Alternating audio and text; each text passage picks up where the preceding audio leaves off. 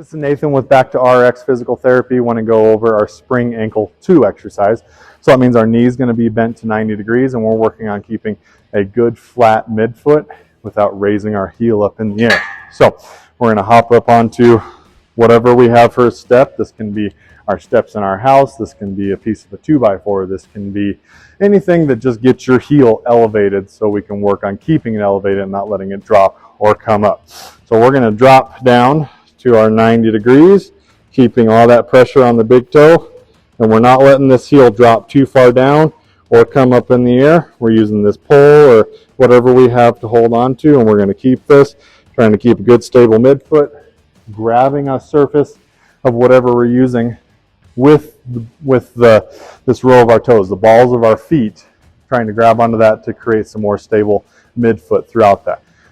We don't want to roll out onto our pinky toe. We don't want to let our heel drop and move, and we don't want to let our midfoot collapse. So if you're feeling any of those, go ahead and take a break, start over again. If you're starting to feel the shakes, that's fantastic. I want you to keep going for a couple more seconds and then take a break. Our goal is to accumulate 30 to 45 seconds of those at a time. So go ahead and comment below on the video. Tell me what you think about this exercise. This is very tough. This is things that we're not used to training our feet.